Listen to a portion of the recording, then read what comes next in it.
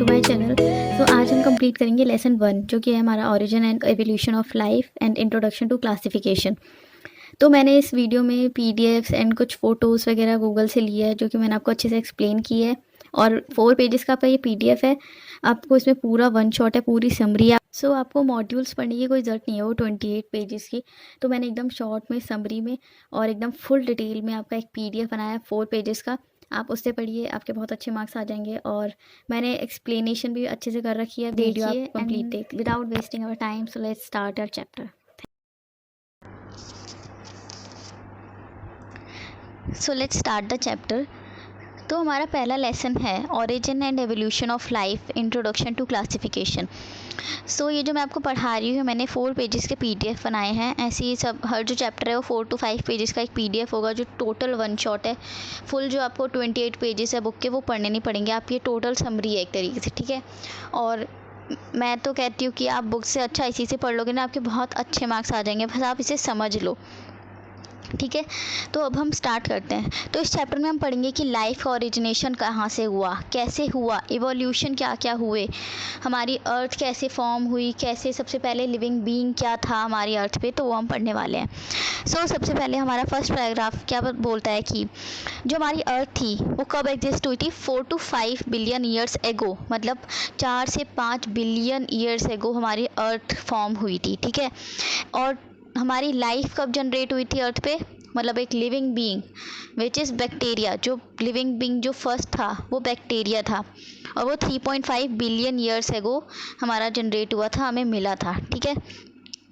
Since then approximately 15 billion different species जो है इस ऑर्गेनिज्म पे सारे अर्थ पे पाए। मतलब इतना पता है कि अप्रॉक्सीमेट की 15 मिलियन डिफरेंट स्पीशीज़ है, पर लेकिन अभी तक सिर्फ 2 मिलियन ही आइडेंटिफाई हो चुकी है, ठीक है। 2 मिलियन ही हमें अभी तक मिली है। और सोचो 13 मिलियन अभी तक हमें मिली ही नहीं है, अभी तक आइडेंटिफाई हुई ही नहीं है, सिर्फ हमें 2 मिलियन मिली है, जो इतनी सारी है जो अभी हम पढ़ पढ़ के थक चुके हैं। In this lesson we will learn how life of these at first oriented on earth.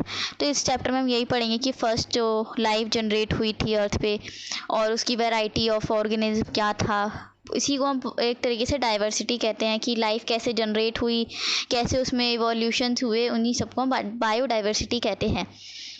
तो इसमें वेरिएशन एंड नेचुरल सिलेक्शन भी इन्वॉल्व है, और आपको वेरिएशन और नेचुरल सिलेक्शन आगे पता चलेगा कि है क्या ये। फर्स्ट हम ना पहले देख लेते हैं कि प्रिमिटिव एटमॉस्फेयर जब अर्थ का था तब क्या हालात थे हमारे अर्थ के। तो सबसे पहले हम वो समझते हैं, तब हम आगे का लेसन कंटिन्यू करते हैं। ये देखिए, let me rotate it now. This picture is ये थोड़ा सा ब्लरी पिक्चर है, पर आपको थोड़ा बहुत तो समझ में आ रहा होगा। देखो, तो ये फ़ोटो में आप बस फ़ोटो देखनी है आपको कि आप फ़ोटो देख रहे हो, ये है प्रिमिटिव एटमॉस्फेयर की फ़ोटो, ठीक है। तो जैसा कि आपको पता है कि life 3.5 billion years ago form हुई थी, ठीक है। इस फ़ोटो में आप देख सकते हो कि ये एटमॉस्फेयर का फ़ोटो है जो कि प्रिमिटिव मतलब बहुत पुराना, मतलब 3.5 मतलब 4 to 5 बिलियन से अगर ये भी हमारा वो है। तो इसमें आप देख सकते हो आपको CO2, H2O, methane, carbon dioxide, ammonia, ये सारे आपको इसमें दिख रहे होंगे। पीछे आपको लाइटनिंग भी दिख रही होगी। और ये जो हमारे जो सारे जो मॉलिक्यूल्स है, CO2, H2O, water, carbon dioxide, ये सारे इंट्रावेनियस स्टेट में है, फ्लूइड फॉर्म में है, ठीक है। पर लेकिन यहाँ पे ऑक्सीजन नहीं है, एब्सोल्युटली ऑक्सीजन कैसे होगा, यहाँ पे इतना हॉट है, ये इतना गर्म टेम्परेचर है, यहाँ आप देख ही सकते हो एटमॉस्फेयर देख कर ही। अब मेरे को इसकी प्रॉपर फ़ोटो तो कहीं से मिली नहीं, मेरे को ये फ़ोटो सबसे बेस्ट मिली जहाँ से आपको बहुत अच्छे समझ में आएगा। और हम यहाँ पे पीछे लाइटनिंग भी देख सकते हैं पीछे, ये इसीलिए है क्योंकि ये सोर्स ऑफ एनर्जी को शो कर रहे हैं, ठीक है। एंड देन जब स्टार्ट हुआ, धीरे धीरे अर्थ कूल डाउन स्टार्ट होना हो गई, ठीक है। अर्थ जो है कूल डाउन होना स्टार्ट हो चुकी थी। और उसके बाद जो वाटर वेपर्स थे सारे प्रिमिटिव एटमॉस्फेयर में, वो सारे कंडेंस्ड होना स्टार्ट हो गए, वाटर में कन्वर्ट हो गए। और उसके बाद रेनिंग स्टार्ट हो गई, जो मतलब कितने सालों तक बारिश चलती रही, और तब जाके हमारा ओशियन फॉर्म हुआ। और इसी ओशियन में हमारा फर्स्ट लिविंग मॉलिक्यूल लाइफ का मिला था, ठीक है। इसी ओशन में हमें दिखा था वो। तो जो मॉलिक्यूल्स थे वो एक्चुअली वॉश डाउन होकर वाटर में आ चुके थे और ओशियन में आ गए थे, ठीक है। वो वॉश डाउन हो गए थे वाटर से, जो हमारे मॉलिक्यूल्स थे ये सारे यही सब थे। तो इसमें से बहुत सारे मॉलिक्यूल्स कंबाइन हो गए एक साथ और एक सीरीज फॉर्म कर लिया केमिकल सब्सटेंस का। ये सब केमिकल्स ही तो है। एंड देन और उसके बाद उन्होंने minor acid, sugar, nitrogen base, ये सब हमारा फॉर्म हो गया, ठीक है। तो इसीलिए ये जो थ्योरी है ओरिजिन ऑफ लाइफ की, इसी को हम कीमोसिंथेटिक थ्योरी बोलते हैं। तो कीमोसिंथेटिक थ्योरी आपको मैं इसकी डेफिनेशन एक बार दिखा देती हूँ।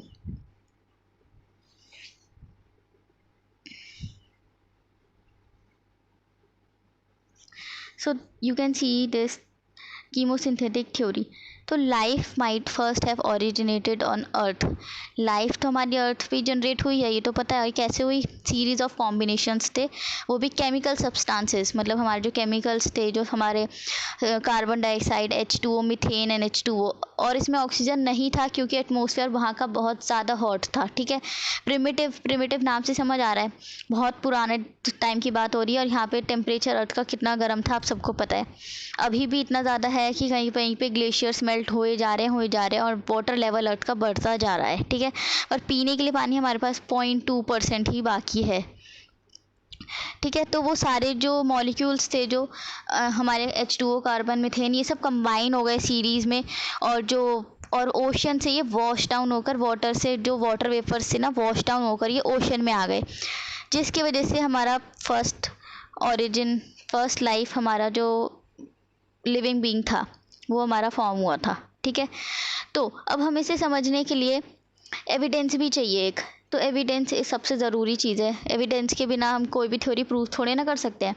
तो एविडेंस हमें चाहिए था। तो this evidence was formed in rocks. तो ये जो एविडेंस हमें मिला था, ये रॉक्स में मिला था, जो कि 3.5 बिलियन ईयर्स एगो था, ठीक है। सो let me show you the bacterias. So this is the bacterias.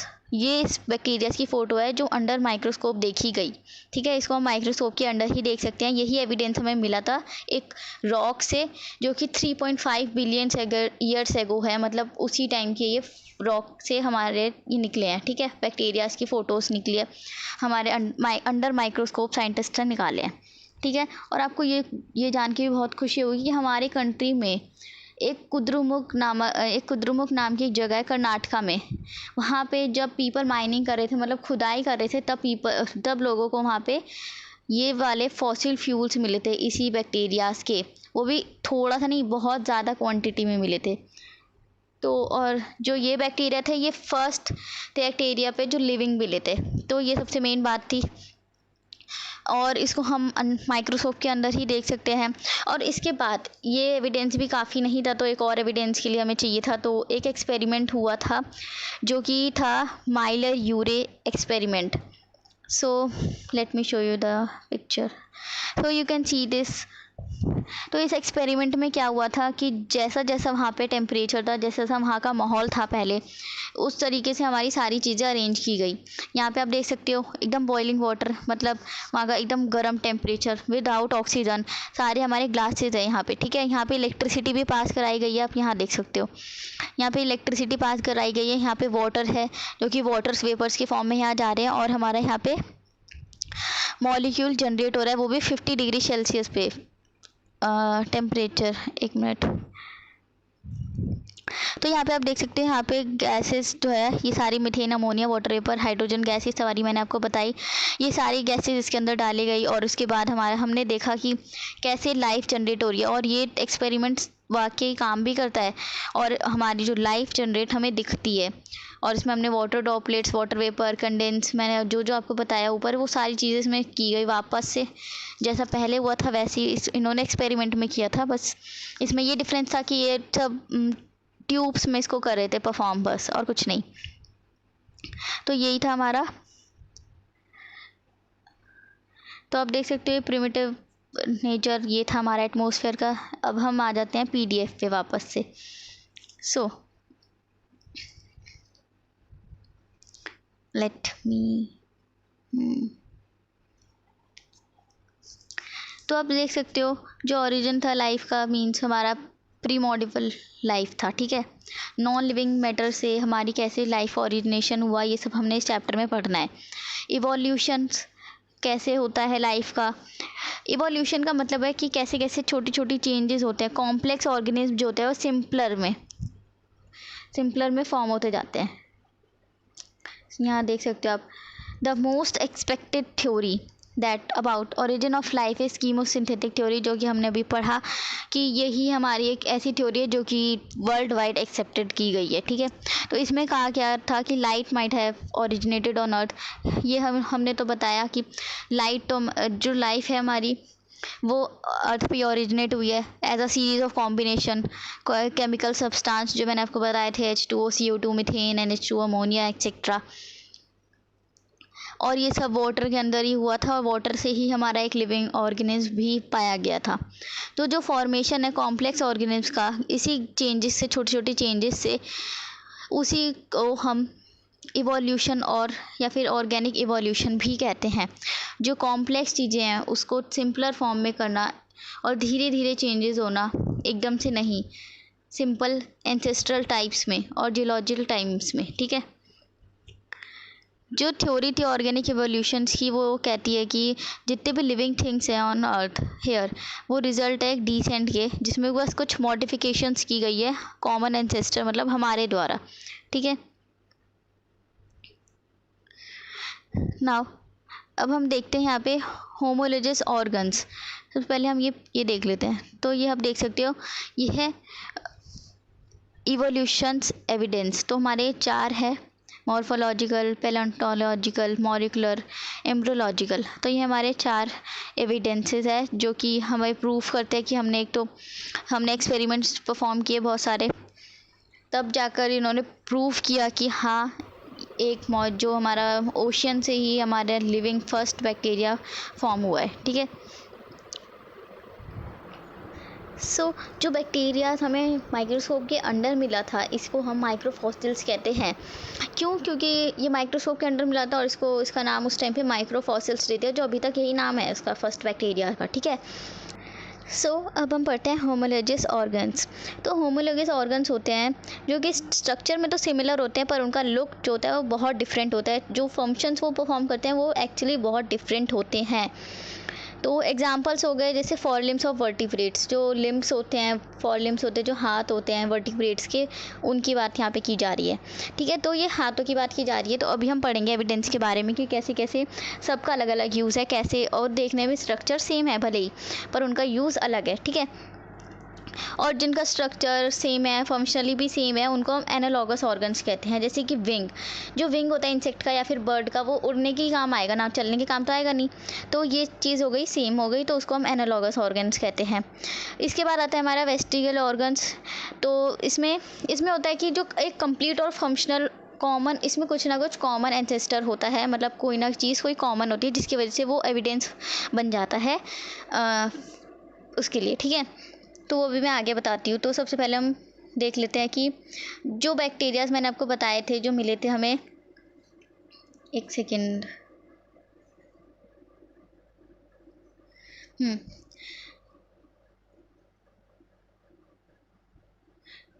तो ये जो हमें बैक्टीरियाज मिले थे, ये माइक्रोस्कोप के अंडर मिले थे, इसलिए हम इसको माइक्रोफॉसिल्स कहते हैं। इनका नाम जो है वो माइक्रोफॉसिल्स ही पड़ेगा, क्योंकि ये माइक्रोस्कोप के अंडर मिले थे और फॉसिल्स के बीच में मिले थे, ठीक है। उसके बाद हम ये देख लेते हैं बैक्टीरियल शेप। तो उसके बाद जो फर्स्ट ओरिजिन थी लाइफ की हमारी, पता है कि हमें माइक्रोफॉसिल से हमारे, इसके बाद 2.5 ईयर्स तक अर्थ में सिर्फ और सिर्फ बैक्टीरियाज ही बैक्टीरियाज थे। बहुत तरीके के थे, many kinds of bacterias present, but हम बता नहीं सकते कि कितने बैक्टीरियाज थे टोटल। मोनेरा कैटेगरी इतनी ज़्यादा बढ़ गई थी, 2.5 बिलियन ईयर्स तक हमारे अर्थ पे सिर्फ और सिर्फ बैक्टीरियाज ही मौजूद थे। और बैक्टीरियाज आपको पता ही है किसके शेप्स के होते हैं।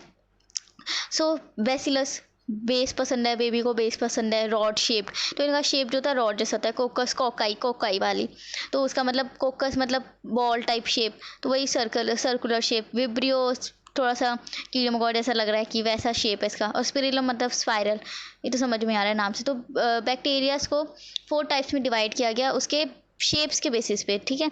तो bacillus, कोकस and vibrio and spirillum. तो यही था हमारा और जो कुछ बैक्टीरियाज होते हैं इनमें क्लोरोप्लास्ट और माइटोकॉन्ड्रिया के जैसे इनमें होता है, ठीक है। ये कुछ बैक्टीरियाज होते हैं क्लोरोप्लास्ट और माइटोकॉन्ड्रिया के जैसे होते हैं। इसमें जो कि हमें सेल में मिलता है, आपको पता ही है chloroplast mitochondria plant animal cell में आपने देखा ही होगा, पढ़ा होगा आज तक। और जो क्लोरोप्लास्ट की तरह होते हैं उनको पता है आपको, वो फोटोसिंथेसिस कर सकते हैं, वो सोलर एनर्जी ट्रैप कर सकते हैं, आई मीन सनलाइट ट्रैप कर सकते हैं। और जब फोटोसिंथेसिस स्टार्ट हुआ तो एटमॉस्फेयर पूरा ऑक्सीजन से भर गया, तो ऑक्सीजन मतलब नो बैक्टीरियाज। तो उस टाइम पे आए प्रोटिस्टा, और प्रोटिस्टा भी मल्टी सेलुलर थे, जैसे फंजाई, प्लांट्स और मैनी डिफरेंट एनिमल्स होते हैं, ठीक है।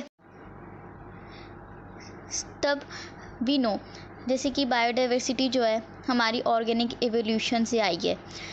बायोडाइवर्सिटी जो है वो प्रोडक्ट है एवोल्यूशन का, ठीक है। तो इस फोटो में आप देख सकते हो, इधर हमारे पेड़ पत्तियों की बात हो रही है, यहाँ पे एनिमल्स की, और यहाँ पे ह्यूमंस मतलब हमारी बात हो रही है। तो हमें सबसे पहले हमें ये बात समझनी होगी कि 10 to 15 बिलियंस लिविंग बीइंग अर्थ पे है मौजूद, हमें इतना आइडिया है, इतना है। पर लेकिन आइडेंटिफाई हमारे पास सिर्फ 2 मिलियन ही हो पाए हैं अभी तक साइंटिस्ट को 2 मिलियन ही आइडेंटिफाई हो चुके हैं, ठीक है। और इतने तरीके के स्पीशीज़ है, ये क्यों नहीं मिल पा रहे, क्योंकि इतना ज़्यादा वैरायटी ऑफ स्पीशीज़ है। और ये बहुत ऐसी नॉर्मल जगहों पे नहीं, बहुत ही डैम प्लेसेस पे, बहुत ही अंदर एकदम ओशियंस के एकदम अंदर जाकर इतना खोज अभी कोई नहीं पाया, ओशियन के एकदम डीप में कोई जा भी नहीं पाया है अभी तक, ठीक है। तो कुछ इसमें एग्जिस्ट करते हैं, कुछ एक्सटिंक्ट हो गए और कुछ अभी तक ज़िंदा है, बट ओनली 2 मिलियन स्पीशीज़ हमारी आइडेंटिफाई हो चुकी है और स्टडीड हो चुकी है, और इनको साइंटिफिक नेम भी दिए गए हैं, जैसे तुम पता ही है। तो क्या एविडेंस की बात हो रही है कि हमें एविडेंस क्या क्या है ना। तो एविडेंस क्या है एग्जिस्टेंस का एवोल्यूशन के साथ। तो as we know without evidence no science can expected. With evidence के बिना आप कुछ भी साइंस एक्सपेक्ट नहीं कर सकते, कुछ आप खुद ही नहीं मानोगे। अब जब उस पर कोई लॉजिक नहीं है तो आप कैसे मान लोगे उसे, है ना। तो यहाँ पे हम बहुत सारे एविडेंस की बातें करेंगे, तो बहुत तरीके की मैंने फ़ोटोज़ निकाली है, ढूंढी है। तो उसके स्ट्रक्चरल एविडेंस पे हम सबसे पहले देखते हैं। तो ये है हमारा स्ट्रक्चरल एविडेंस। तो इसमें हम देख सकते हैं सबका अलग अलग यूज़ है। दे आर ऑल लिम्स, ये सारे हमारे लिम्स है। तो किसी में जो बैट है वो फ्लाइंग के लिए यूज़ होता है, ह्यूमंस के लेग किस लिए, वॉक करने के लिए, भागने के लिए। हैंड का यूज़ किस लिए होता है, लिम्स है, एक्चुअली सारे लिम्स है इनमें, पर यूज़ तो सबका अलग है, मतलब ये होमोलॉजिस है ना, अभी हमने पीछे पढ़ा। तो हैंड का यूज़ हमारा हाथ कुछ चीज़ों को पकड़ने के लिए होता है। बर्ड्स का माउथ किस लिए होता है, उनका कुछ चीज़ों पकड़ने के लिए होता है, ठीक है। हॉर्स के लेग्स होते हैं रनिंग करने के लिए, फास्ट रनिंग करने के लिए, है ना। और बैट में फिंक्स क्यों चाहिए, उड़ने के लिए ऑफ कोर्स। और हैंड्स में हैंड्स क्यों चाहिए, चलने के लिए, क्योंकि वो खड़े होके तो चल नहीं सकते, उनको फोर हैंड्स 2 हैंड्स और 2 लेग्स का यूज़ करना पड़ेगा। तो इसका ये यूज़ था। एंड देन अब हम आते हैं कॉमन एंसेस्टर पे, और इन सब में हमने देखा कि कॉमन एंसेस्टर है एक, ठीक है, जैसे कि हमें पता चल रहा है इस फोटो को देख के। तो यही एक एविडेंस है एवोल्यूशन का, जिसमें क्या पता चलता है कि ये सारे वर्टिब्रेट्स है। तो ये वर्टिब्रेट्स हैं, यही हमारा एक कॉमन एंसेस्टर है, ठीक है। तो अब हम देखते हैं दूसरा एविडेंस देख लेते हैं। अभी एक से भी नहीं अगर होता है तो एविडेंसेस तो बहुत सारे साइंटिस्ट ने निकाले हैं। अब हम धीरे धीरे सारे करके एक एक करके देखते हैं। तो अब हम देखते हैं एम्ब्रियोलॉजिकल एविडेंस पे। तो ये हमारा एम्ब्रियोलॉजिकल एविडेंस। तो इसमें आप देख सकते हो कि सारे शेप्स ऑलमोस्ट सिमिलर है। तो यही हमारा एक एविडेंस है एवोल्यूशन का, टू हैव टू अकर। तो इसमें आप देख सकते हो कि सारे शेप्स एक तरीके के सेम ही है, और इसीलिए इसका एक ही एविडेंस बन जाता है कि एवोल्यूशन कैसे कैसे आगे बढ़ता जा रहा है। अब हमें पता है कि एवोल्यूशंस को एक्सेप्ट करना पड़ेगा। जैसे एनिमल्स है, जैसे ह्यूमंस है, उनको जैसा सराउंडिंग है उनका, उसको उन्हें अडेप्ट करना पड़ेगा अगर उन्हें जीना है तो, ठीक है। तो एडेप्टेशन तो बहुत ज़रूरी है लाइफ में। उसके बाद हम आते हैं तीसरे एविडेंस पे, तो वो है बायोजियोग्राफिकल एविडेंस। तो हमारा ये बायोजियोग्राफिकल एविडेंस है। तो इसमें आप देख सकते हो कि हमारे पास सिर्फ एक ही लैंड मास है जिसको हम पेनिनसुला कहते हैं, ठीक है। तो ये क्या होता है, ये ब्रोक इनटू 2 पीसेस, मतलब ये 2 भाग में डिवाइड हो जाता है, जो कि है लॉरेशिया एंड गोंडवानालैंड, ठीक है, गोंडवानालैंड, ठीक है। तो हमारी ये दो पार्ट्स में डिवाइड हो जाते हैं। और फिर उसके बाद इसी के बाद हम डिफरेंट डिफरेंट कॉन्टिनेंट्स फाइंड करते हैं, उसके बाद हमें ये प्रॉपर एक अर्थ मिलती है जिसके डिफरेंट कॉन्टिनेंट्स है, और फिर उसके बाद ये और सेपरेट होते हैं, ओशंस बीच में आते हैं, लैंड सेपरेट होता है। उसके बाद पहले जो हमारा पूरा था ये एक ही था, पूरा एक लैंड मास, हमें ये देख सकते हो ये एक ही है, पैंजिया, ठीक है। फिर उसके बाद आता है हमारा और हमें ये भी पता है कि इंडिया जो है रिच वैरायटी ऑफ ऑर्गेनिज्म है, मतलब इंडिया में इतने तरीके के जानवर हैं, इतने तरीके के ऑर्गेनिज्म है, इतने तरीके के बर्ड्स है, मतलब इतनी वैरायटी है ना इंडिया में, तो आप इतना सोच भी नहीं सकते, ठीक है। तो अब हम दूसरे एविडेंस पे आते हैं, फॉसिल्स एविडेंस पे। एक मिनट, फॉसिल्स एविडेंस की शायद फ़ोटो नहीं है, तो मैं आपको बता देती हूँ फॉसिल एविडेंस में है क्या।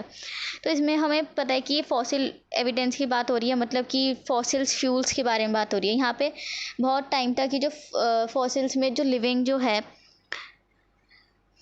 एक्सटिंक्ट हो चुके हैं, अब ये है नहीं। फॉसिल्स का मतलब ही क्या है कि जो भी जानवर थे जिनके फॉसिल फ्यूल्स बने हुए हैं वो सब एक्सटिंक्ट हो चुके हैं, वो अब अभी है नहीं। तो यही बात है कि फॉसिल्स में ये कैसे कितने लंबे समय तक रहते हैं, ठीक है।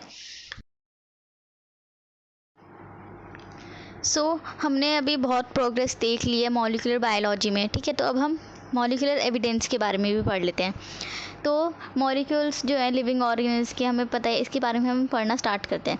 तो एज वी नो कि जितने भी ऑर्गेनिज्म हैं एक्सटिंक्ट हो चुके हैं थ्रू एवोल्यूशन जैसे जैसे होता जा रहा है, बहुत ऑर्गेनिज्म जो है एक्सटिंक्ट होते जा रहे हैं, ठीक है।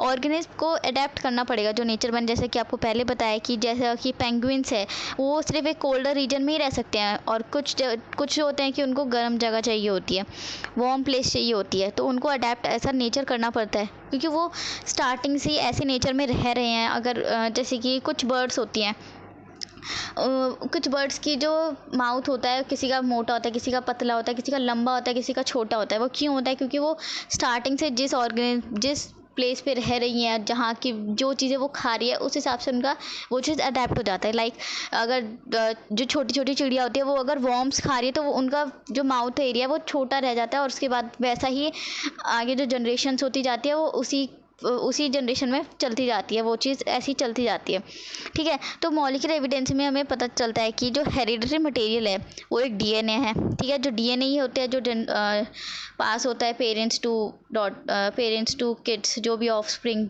होते हैं, ठीक है। तो डीएनए जो होता है वो क्रोमोसोम्स में प्रेजेंट होता है, इतना हमें भी पता है। तो सेम 4 बेस होते हैं डीएनए में, हर ऑर्गेनिज्म में 4 बेसेस होते हैं डीएनए के। एंड आरएनए के लिए हमें प्रोटीन सिंथेसिस चाहिए होता है, आपको पता ही है, आपने प्लांट सेल एनिमल सेल तो पढ़ा ही होगा। तो जो चेंज होता है ना बेस सीक्वेंस में, उसको म्यूटेशन कहते हैं, ठीक है। अगर ये डीएनए या आरएनए के बेसिस में कुछ भी चेंजेस आते हैं तो उसको हम म्यूटेशन कहते हैं। तो सेम ऐसे ही 22 अमीनो एसिड है इन प्रोटीन्स में, वो हर ऑर्गेनिज्म में सेम रहते हैं। अमीनो एसिड्स जो होती है क्वांटिटी इनकी 22 ही रहेगी हर ऑर्गेनिज्म में। ऐसी बायोलॉजिकल कैटलिस्ट जो होते हैं, एंजाइम्स होते हैं, वो सेम फंक्शंस परफॉर्म करते हैं हर ऑर्गेनिज्म में, ठीक है। ये चीज़ हमें समझनी पड़ेगी कि जो बायोलॉजी है ना एक साइंस है एक्सेप्शंस की, ठीक है। But you know exceptions proves the rule. तो एक्सेप्शंस जब तक आप नहीं समझोगे तब तक आपको वो चीज़ समझ में ही नहीं आएगी। तो सारी जो बायोडाइवर्सिटी एवोल्यूशन है, जो पूरी बायोडाइवर्सिटी एवोल्यूशन है वो इसी के थ्रू आई है, ठीक है।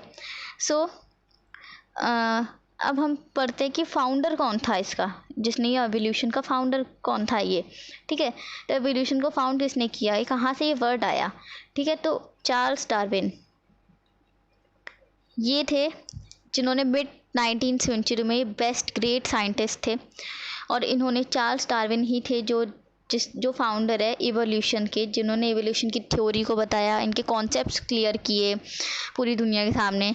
और ये एक बहुत अच्छे साइंटिस्ट थे 19th सेंचुरी में, और इन्होंने नेचुरल थ्योरी का भी नेचुरल सिलेक्शन का भी थ्योरी इन्होंने ही दिया था। तो इन्होंने 2 मेजर कॉन्ट्रीब्यूशंस दिए थे। तो फर्स्ट कॉन्ट्रीब्यूशन जो हमारा था वो था कि जितने भी ऑर्गेनिज्म हैं वो अपने एंसेस्ट्री से रिलेटेड है, मतलब अपने पूर्वजों से ही रिलेटेड है। जैसे कि मैंने आपको पहले बताया कि बर्ड्स का, जैसे बर्ड्स की जो पीक होती है वो कैसे कैसे डिफरेंट होती है, क्योंकि वो पूर्वज से, जैसे हर एक का अडेप्टेशन होता है कि हर एक कहाँ पे रह रही है, कहाँ पर क्या खा रही है, उस हिसाब से उनका जो अडेप्टेशन होता है वो एंसेस्ट होता जाता है। ठीक है, तो जो सारे ऑर्गेनिज्म हैं वो अपने एंसेस्ट्री पे ही डिपेंड करते हैं, अपने पूर्वजों पे ही डिपेंड करते हैं, फाइलोजेनी बेस करती है। ठीक है, तो सेकेंड कंट्रीब्यूशन क्या था, जो मैकेनिज्म है जो एवोल्यूशन का विच वाज नेचर सिलेक्शन। जो एक तरीके से जो सेकेंड कंट्रीब्यूशन था वो नेचुरल सिलेक्शन के बारे में था। नेचुरल सिलेक्शन होता क्या है, नेचुरल सिलेक्शन मैकेनिज्म होता है एवोल्यूशंस का, जैसे जैसे एवोल्यूशन होता जा रहा है और कैसे हो रहा है, एक मैकेनिज्म बेसिस पे हो रहा है, इसी को हम नेचुरल सिलेक्शन कहते हैं। ठीक है, और बट दिस जो इनका आइडिया था नेचुरल सिलेक्शन का is still the only mechanism, यही एक लौता मैकेनिज्म है जो अभी तक एक्सेप्ट किया जा रहा है आज तक। तो अब हम आ जाते हैं एम्ब्रियोलॉजी पे। ये जो हमारा एम्ब्रियोलॉजी है, जो हम पीडीएफ में ओपन कर रही हूँ वापस से, तो एम्ब्रियोलॉजी जो है स्टडी ऑफ डेवलपमेंट, एक तरीके से ऑर्गेनिज्म कैसे कैसे डेवलप हो रहा है, तो इसी को हम एम्ब्रियोलॉजी कहते हैं। फिर आता है प्लेंटोलॉजी, जो हमने ये सब ऊपर पढ़े ना, ये सब इसको डिफाइन करके लिखा हुआ है यहाँ पे। तो ये स्टडी ऑफ फॉसिल्स है। ठीक है, जो फॉसिल्स होते हैं वो एकदम सेम रहते हैं जैसे वो स्टार्टिंग में रहते हैं। जो ट्रेजेस होते हैं एनिमल्स के, प्लांट्स के, जो पास्ट में फाउंड होते हैं, वो सारे एक रॉक टाइप में एम्बेड हो जाते हैं, जिसको हम फॉसिल्स में कन्वर्ट कहते हैं, उसी को हम फॉसिल्स कहते हैं, क्योंकि ये रॉक्स में एकदम एम्बेड हो जाते हैं, मतलब दब जाते हैं पूरा अंदर एकदम, मतलब होता है कि पूरा अच्छे से चिपक जाते हैं रॉक्स के ऊपर या रॉक्स के बीच में। फिर उसके ऊपर एक रॉक की और लेयर आ जाती है, तो उसकी वजह से उसको तोड़ के निकाला जाता है फॉसिल्स में। ठीक है, आपने देखा होगा जो ट्रैक करते हैं, जो माइनिंग करते हैं, जो खुदाई करते हैं, उन्हीं सबको ये फॉसिल्स मिलते हैं। ठीक है, जैसे कि आपको पता है डायमंड भी कोल से। इसके बाद आता है Darwin theory of natural selection. इसके बाद हम देखते हैं चार्ल्स डार्विन ने हमने पढ़ा ना, ये वही चीज़ है। ठीक है, तो इन्होंने यही बताया कि एवोल्यूशन का प्रोसेस या कैसे कैसे वेरिएशंस और नेचुरल सिलेक्शन धीरे धीरे बढ़ते जाते हैं, होते जाते हैं। और new Darwinism is the modern interpretation of Darwinism based on natural selection. तो इसमें यही बोलते हैं कि ये क्या क्या किस किस चीज़ों पे बेस करता है, natural selection, mutation, reproductive isolation, इन सब ये सारी चीज़ें मॉडर्न सिंथेटिक थ्योरी है। तो ये था हमारा अब हम आता है सेकेंड पेज पे। And guys, please subscribe my channel and share this video to everyone who wants this. So उसके बाद हम आते हैं अकॉर्डिंग टू डार्विन्स थ्योरी, जो यूनिट ऑफ एवोल्यूशन है वो पॉपुलेशन की जो है वो एक तरीके से जीन पूल मीन्स कि जो का जो ग्रुप है डिफरेंट जीन्स का, पॉपुलेशन का कैसे कैरेक्टरिस्टिक्स ट्रांसफ़र होते हैं, इसी को हम जीन पूल कहते हैं। जो हमारे कैरेक्टरिस्टिक्स होते हैं जो इंडिविजुअल में, पॉपुलेशन में होते हैं, वो कैसे कैसे ट्रांसफ़र्स होते हैं, कैसे डीएनए आरएनए सारे चेंजेस आते हैं। जो आपके जैसे कि पेरेंट्स डीएनए टेस्ट करवाते हैं, अगर किसी का जैसे कि आपका कोई बच्चा खो जाता है तो आपको डीएनए टेस्ट करवाना पड़ता है। डीएनए टेस्ट क्यों होता है, वो इसीलिए होता है क्योंकि हर इंसान का जो डीएनए है वो अलग होता है, हर कैरेक्टरिस्टिक्स अलग होते हैं। ये नहीं कि ये इसकी आँख ऐसी गई है तो ये इस पे गया है, हाँ ये इसी का बेटा, ऐसा कुछ नहीं होता है। ठीक है, जो नेचुरल सिलेक्शन होता है वो सेलेक्ट करता है वेरिएशंस को, जिससे जो हेल्प करता है अडेप्टिंग टू एनवायरनमेंट, जो हेल्प करता है हमें एनवायरनमेंट में अडेप्ट होने के लिए। ठीक है, नेचुरल सिलेक्शन वही है। Through interaction of variation natural selection more offsprings मतलब जो हम बच्चे हैं, ठीक है, जो पेरेंट्स से आते हैं उसी को हम ऑफस्प्रिंग्स कहते हैं। तो जो फेवरल जेनेटिक चेंजेस होते हैं, जो जब हम पैदा होते हैं तो जेनेटिक चेंजेस हमारे जैसे आँख नाक वगैरह होती है, जो डिफरेंट रिप्रोडक्शन जैसे कि मेल है फीमेल है, ठीक है, जो हमारा रिप्रोडक्टिव ऑर्गन्स होता है, उन सब चीज़ों की बात हो रही है। फिर उसके बाद आता है हमारा क्लासिफिकेशन। तो क्लासिफिकेशन में हमारे ये सब आते हैं, धीरे धीरे हम पढ़ते हैं। सो फर्स्ट क्लासिफिकेशन मीन्स होता है कि कैसे कैसे डिफरेंट सिमिलैरिटीज़ है, अरेंजमेंट्स है प्लांट्स के, एनिमल्स के। टेक्सोनॉमी में हमारे आते हैं classification of organism into categories में। इसमें हम टेक्सोनॉमी में कुछ नहीं होता ज़्यादा, इसमें बस हम कैटेगरीज में डिफाइन करते हैं कि कैसा उसका सिमिलैरिटी है उस हिसाब से। ठीक है, फिर जो टेक्सोनॉमिक कैटेगरी है बस first propose by Linnaeus, Carolus Linnaeus, जो वो भी एक साइंटिस्ट है, इन्होंने टेक्सोनॉमिक कैटेगरी को डिफाइन किया था, मतलब फाउंडर इनके वही थे। ठीक है, जो ईच लेवल है एक टैक्सन, फिर उसके बाद प्लूरल, इसको हम प्लूरल में टैक्सा कहते हैं, ठीक है। जो टैक्सोनॉमिक कैटेगरीज हमारी ये सब है। वैसे मैं आपको बता दूँ तो ये ना ही आपके सिलेबस में है, नहीं आपके NIOS बायोलॉजी के जो एग्ज़ाम होगा ना उसमें तो है, पर ये जो अगर आप नीट के लिए पढ़ाई कर रहे हो तो नीट 2025 या नीट किसी में भी जो आपका ये टैक्सोनॉमी वाला पार्ट है पूरा कट कर दिया गया है। एंड न्यू बायोलॉजी की बुक अगर आपने देखी हो 11th-12th की तो उसमें भी ये टॉपिक पूरा डिलीटेड है, ठीक है। फिर भी हम पढ़ेंगे क्योंकि NIOS तो नहीं है ना, NIOS में तो आएगा, ठीक है। तो स्पीसीज़ हमारे पॉपुलेशन जो है इंडिविजुअल के या फिर ग्रुप ऑफ पॉपुलेशन कैसे इंटरब्रीड कर रहे हैं, कैसे ऑफस्प्रिंग हो रहे हैं, तो ये स्पीसीज़ वही है। जीनस मतलब हमारे जो जीन्स होते हैं ट्रांसफ़र कैसे करते हैं, कैरेक्टरिस्टिक्स जो होते हैं, कैरेक्टर्स जो होते हैं वो सब। फैमिली हमारे उसमें जनरा या फिर एक या फिर एक से ज़्यादा जनरा होता है, ठीक है। जिसमें जनरा मतलब एंसेस्टर्स से पूर्वज हमारे आते हैं, ठीक है। पूर्वज से होते हैं, फिर उसके बाद हम आते हैं, फिर हम दूसरों के लिए हम पूर्वज बन जाते हैं, वैसे ही है। तो पर हम सब में होता क्या है, एक कॉमन एंसेस्टर ज़रूर होता है, ठीक है। ऑर्डर में हमारे आते हैं 1 और मोर रिलेटेड फैमिलीज़ होती है। क्लास में हमारे ऑर्डर्स होते हैं। फाइलम में हमारे आते हैं जो फाइलम होता है डिवीज़न, एक तरीके से वो फाइलम डिवीज़न को भी कहा जाता है। तो ये यूज़ होता है एनिमल्स के लिए, वाइल्ड डिवीज़न, जब हमें प्लांट्स और एनिमल्स के बीच का कोई डिवीज़न करना है। और a division of phylum is formed one or more classes. The various phyla belong to the respective kingdoms. जो ये जो phylums है ये सारे अलग अलग kingdom से belong करते हैं, जो कि हम आगे पढ़ेंगे चैप्टर्स में, जो क्योंकि इस चैप्टर में तो अभी स्टार्टिंग में बेसिक चीज़ें पढ़ाई गई है। हमारा किंगडम में आते हैं हमारे एनिमल्स, जो भी हमारे आप देख सकते हो यहाँ पे स्नेक्स, ये फ्रॉग, रैबिट और मंकीज़, ह्यूमंस, ये सारे हमारे इसमें आ गए। फिशेस। फाइलम में आता है हमारे कॉर्डेटा जिसमें हमारी नोटोकॉर्ड या बैकबोन्स, जिसकी बैकबोन्स होती है ना वो आते हैं हमारे कॉर्डेट्स में, ठीक है। लाइक हम ह्यूमंस हैं, फ्रॉग्स है, रैबिट है, फिश है, इन सब की बैकबोन्स है। फिर इसके बाद हमारे आता है क्लास मैमेलिया, जिसमें जो सक करते हैं और यंग वंग्स हो, ठीक है। मैमेलिया में आते हैं जैसे कि हमारे एलिफेंट्स आते हैं हमारे मैमेलिया में, डॉग्स हमारे मैमेलिया में आते हैं, ठीक है। फिर इसके बाद आता है हमारा ऑर्डर में हमारे आएंगे मैमल्स, जिसके जो ब्रेन है ना, ब्रेन वाला पार्ट जिनका बहुत लार्ज होता है वो हमारे प्राइमेट्स में आते हैं। फिर उसके बाद आती है फैमिली, जिसमें हम आते हैं ह्यूमंस और ह्यूमन लाइक एंसेस्टर्स, ह्यूमनॉइड कहते हैं। और ह्यूमंस का आपको पता ही होगा साइंटिफिक नेम होमो सेपियंस होता है। जीनस फिर हमारे आते हैं होमो, तो इसमें फॉसिल मैन, मॉडर्न मैन वो सब आते हैं, ठीक है। जीनस जो हमारे जो जीन्स ट्रांसफ़र होते हैं ऑफस्प्रिंग में, पेरेंट्स टू ऑफस्प्रिंग, वही यहाँ पे हो रहे हैं। फिर स्पीसीज़ में हम आते हैं, हम सिर्फ अकेले हम आते हैं होमो सेपियंस, ठीक है, मतलब मॉडर्न मैन जो हम है। लाइक आपको पता होगा बंदर जो थे पहले, हम सब बंदर ही थे, ऐसा कहते हैं कि ऐसा कुछ है नहीं, पर ठीक है। फिर उसके बाद आता है हमारा बायनॉमियल नोमेनक्लेचर। तो ये सबसे पहले स्वीडिश बायोलॉजिस्ट थे और कार्लस लिननियस थे, जिन्होंने 1707 to 1778 के बीच में इसका प्रपोज किया था, मतलब इसको फाउंड किया था, इसका डिटर्मिनेशन किया था, इनका फाउंडर यही थे, ठीक है। तो बायनॉमियल नोमेनक्लेचर में आता है कि एक तरीके बस सिंपल सी नेमिंग होती है। इसमें होता है कि जो आपका जैसे कि होमो ह्यूमंस है, ह्यूमंस का साइंटिफिक नेम है होमो सेपियंस, ठीक है। तो होमो सेपियंस, तो होमो में आपका जो एच है ना, जो होमो है वो आपका एच कैपिटल रहेगा एंड इटैलिक्स में रहेगा, ठीक है।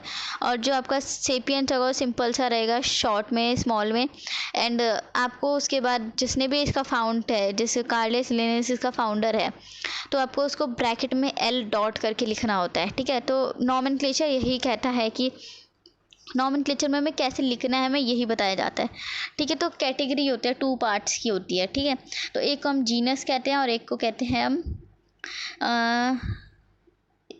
हम स्पीसीज और एक को कहते हैं हम जीनस, ठीक है। तो हम यहाँ पे हम देख सकते हैं homo sapiens is the scientific name of a modern man. And then mangifera indica, तो आप देख सकते हो ये जो मैंजिफेरा इंडिका है ये बॉटेनिकल नेम है मैंगो का, मतलब मैंगो का ये साइंटिफिक नेम है, बॉटेनिकल नेम है, ठीक है। तो अब इसके बाद हम आते हैं difference between prokaryotes and eukaryotes. इसमें सिर्फ मैंने मेन चीज़ें डाली है, ठीक है, जो आपके पेपर में डेफिनेटली पूछ सकते हैं।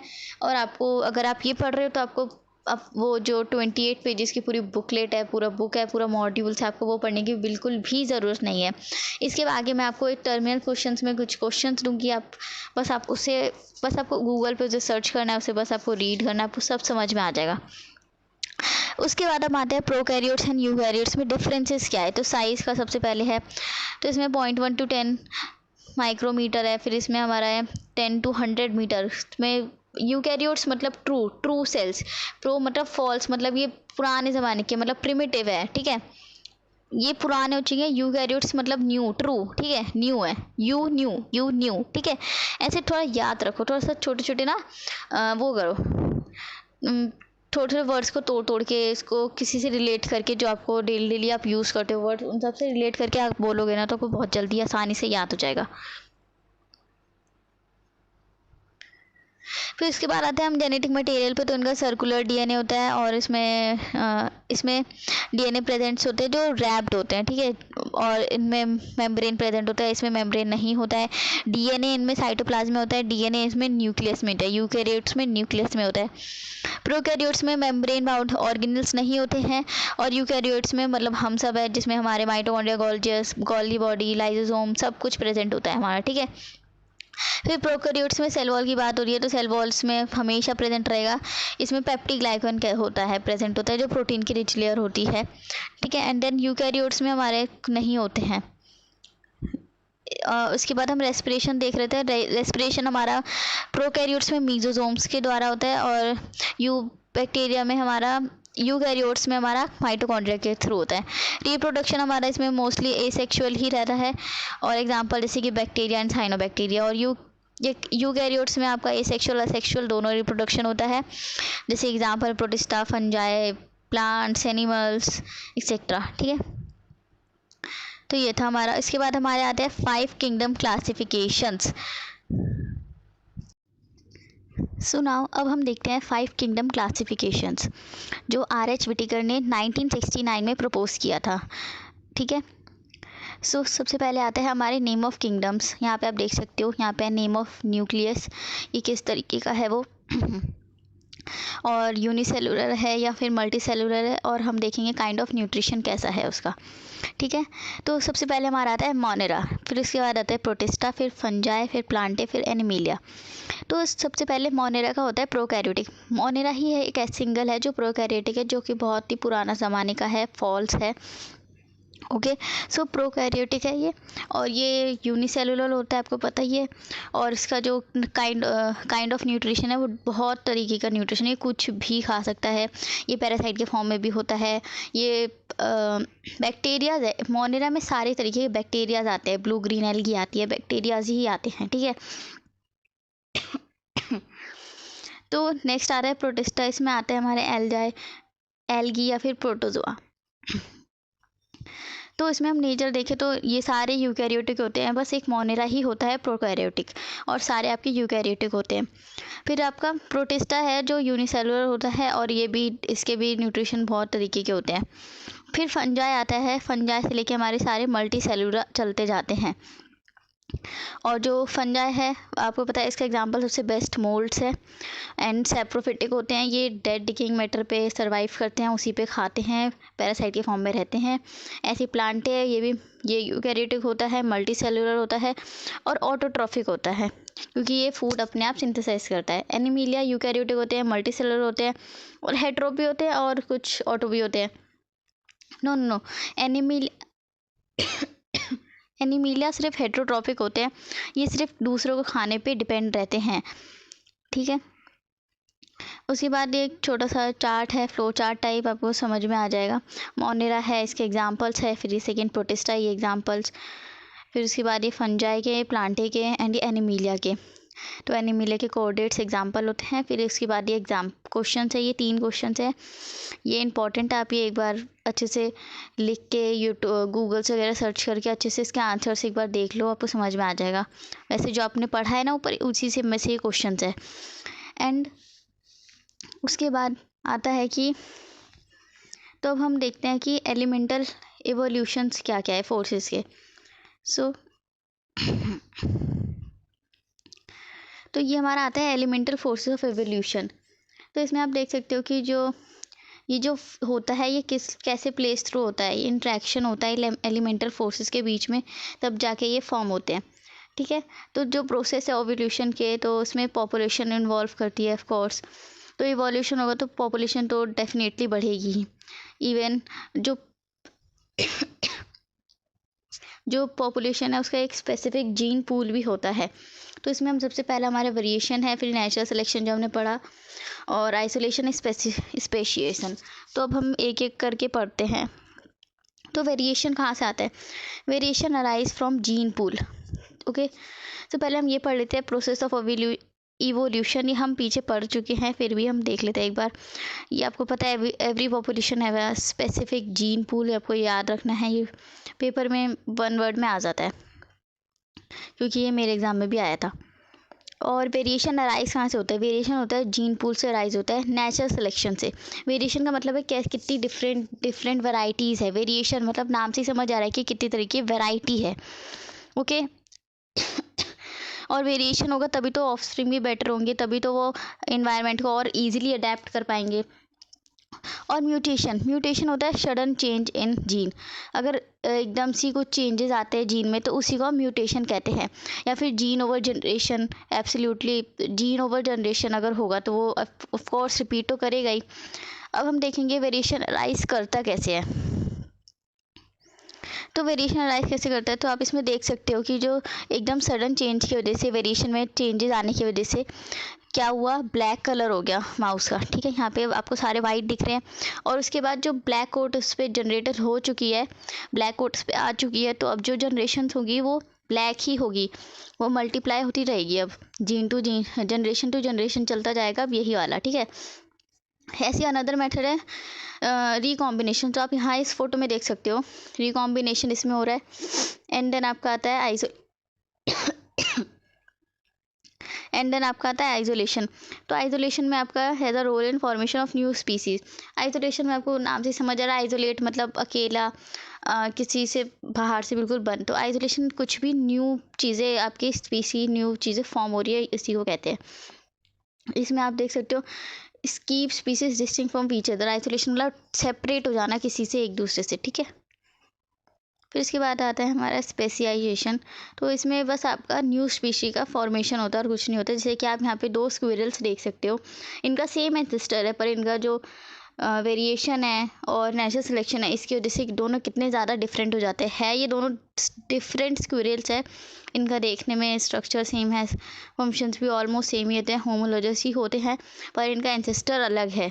इसकी वजह से आप सोच सकते हो कितना ज़्यादा डिफरेंस है इन दोनों में, वेरिएशन और नेचुरल सिलेक्शन में। अगर कोई आम इंसान इन्हें देखेगा तो वो तो स्क्विरल्स में उतना पहचान ही नहीं पाएगा। यही तो है, इसीलिए। तो यही था हमारा पूरा चैप्टर। सो आई होप ये आपको पसंद आएगा। तो अब हम इसका आउटरो कर देते हैं। Thank you.